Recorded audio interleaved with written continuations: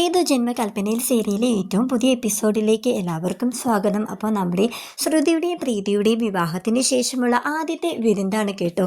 അപ്പോൾ നമ്മുടെ അമ്മായി അശ്വിൻ സായറാം കുടുംബത്തിലേക്ക് വന്നിരിക്കുകയാണ് അവരെ വിരുന്നിന് വിളിക്കാനായിട്ട്.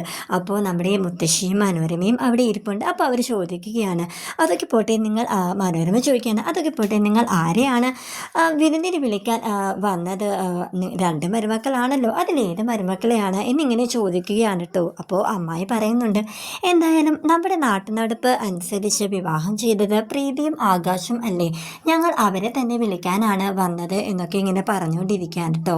അപ്പോൾ നമ്മുടെ ശ്രുതി മുകളിൽ നിന്ന് ഇങ്ങനെ താഴത്തോട്ട് ഇറങ്ങി വരുന്നുണ്ട്. അപ്പോൾ അവൾ അമ്മായിയെ കണ്ടപ്പോൾ ഭയങ്കര സന്തോഷത്തോടെയാണ് ഇറങ്ങി വന്നിട്ട് ചോദിക്കുന്നത്, അമ്മായി എന്തിനാ വന്നതെന്നൊക്കെ. അപ്പോൾ മനോരമ പറയുന്നുണ്ട്, അത് വിരുന്നിന് വിളിക്കാൻ വന്നതാ നിൻ്റെ അമ്മായി എന്നിങ്ങനെ. ഓഹോ, അപ്പോൾ അമ്മായി പറയാ, ഞാൻ പ്രീതിയും ആകാശിനെയും വിളിക്കാൻ വന്നതാണ് എന്നൊക്കെ. അപ്പോൾ ശ്രുതിയാണെങ്കിൽ പിന്നെ ഞാനും കൂടെ വന്നോട്ടെ എന്നും പറഞ്ഞ് അവളെ മുകളിലേക്ക് ഒരുങ്ങാനായിട്ട് ഓടുകയാണ് കേട്ടോ. അവളെ കണ്ണാടെ മുന്നിൽ നിന്ന് നന്നായിട്ട് ഒരുങ്ങി. എന്നിട്ട് അവൾ പറയുന്നുണ്ട്, വീട്ടിൽ ചെന്നിട്ട് അച്ഛയോടും അമ്മയോടൊക്കെ എല്ലാ സത്യങ്ങളും തുറന്നു പറയണം.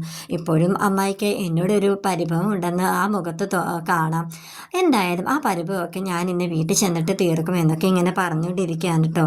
പക്ഷേ അമ്മായി ആണെങ്കിൽ പ്രീതിയെയും ആകാശിനെയും വിളിച്ചിട്ട് ഇറങ്ങുകയാണ്. അപ്പം മുത്തശ്ശി പറയുന്നുണ്ട്, അത് ശരിയല്ലല്ലോ അമ്മായി, അവരെയും കൂടെ വിളിക്കേണ്ടതല്ലേ, അവരെയും കല്യാണം കഴിഞ്ഞതല്ലേ എന്നൊക്കെ ഇങ്ങനെ പറയുന്നുണ്ട്. അപ്പോൾ അമ്മായി ആണെങ്കിൽ ക്ഷമിക്കണം, ആകാശിനെയും പ്രീതിനെയും മാത്രമേ ഞാൻ ഇവിടുന്ന് കൊണ്ടുപോകുന്നുള്ളൂ എന്ന് പറഞ്ഞ് അവരെയും കൂട്ടിക്കൊണ്ട് കാറിൽ പോവുകയാണ് ചെയ്യുന്നത്.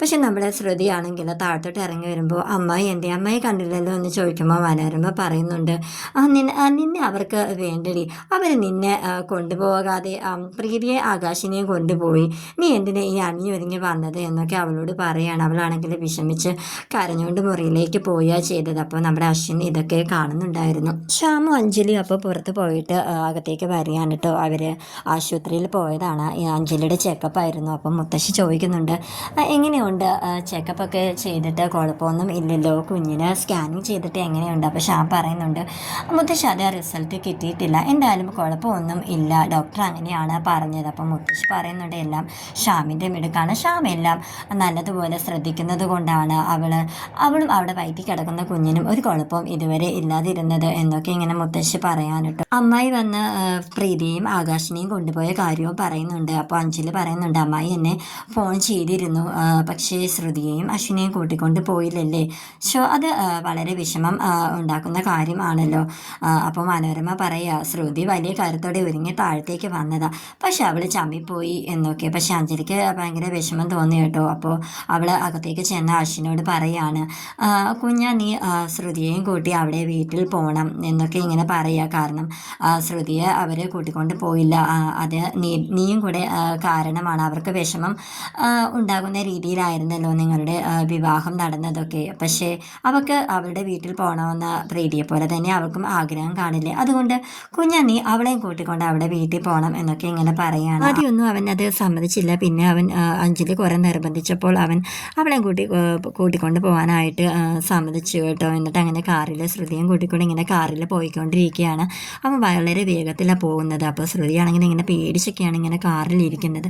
അങ്ങനെ ശ്രുതിയുടെ വീടിൻ്റെ മുന്നിൽ എത്തിയപ്പോൾ കാർ ഇങ്ങനെ സ്റ്റോപ്പ് ചെയ്ത് ഇങ്ങനെ നിർത്തിയാണ്. അപ്പോൾ ശ്രുതി ചോദിക്കുന്നുണ്ട്, പിന്നെ ഇറങ്ങുന്നില്ലേ, അശ്വിനേട്ടൻ വരുന്നില്ലേ എന്നിങ്ങനെ ചോദിക്കുന്നുണ്ട്. അപ്പോൾ അശ്വിൻ പറയുന്നുണ്ട്, നീ അങ്ങോട്ട് പോയാൽ മതി എന്ന് പറഞ്ഞ് ഇങ്ങനെ അവൻ കാറെടുത്ത് ഇങ്ങനെ പോയാണ്. ശ്രുതിയാണെങ്കിൽ അവിടെ വീട്ടിലേക്ക് ഇങ്ങനെ നടക്കുകയാണ് കേട്ടോ. അപ്പോൾ വഴിയിൽ രണ്ട് പേരിങ്ങനെ സംസാരിച്ചുകൊണ്ടിരിക്കുന്നു. അപ്പോൾ ശ്രുതിയെ കണ്ടപ്പോഴത്തേക്കും അവർ തമ്മിൽ പറയുന്നുണ്ട്, അതായത് നമ്മുടെ ശ്രുതിയല്ലേ ആ നടന്നു വരുന്നത്, ഈ കുട്ടിയുടെ കല്യാണം കഴിഞ്ഞു, പ്രീതിയുടെ മാത്രമാണല്ലോ കല്യാണം കഴിഞ്ഞത്, ഇവിടെ കല്യാണം എങ്ങനെ കഴിഞ്ഞു, എന്തായാലും ശ്രുതിയോട് തന്നെ ചോദിച്ചു നോക്കാമെന്നും പറഞ്ഞുകൊണ്ട് അവരുടെ അടുത്തെത്തിയപ്പോഴത്തേക്കും ശ്രുതിയോട് അവർ ചോദിക്കുന്നുണ്ട് കേട്ടോ, ശ്രുതി മോളെ നിൻ്റെ കല്യാണം കഴിഞ്ഞത് കേൾക്കുന്നല്ലോ, അത് സത്യമാണോ എന്നൊക്കെ ഇങ്ങനെ ചോദിക്കുകയാണ് കേട്ടോ. അവളപ്പോൾ ഇങ്ങനെ അവരെ നോക്കി ഇങ്ങനെ മിഴിച്ചു നിൽക്കുന്നതായിട്ടാണ് ഇന്നത്തെ എപ്പിസോഡ് വൈൻഡപ്പ് ചെയ്തിരിക്കുന്നത്.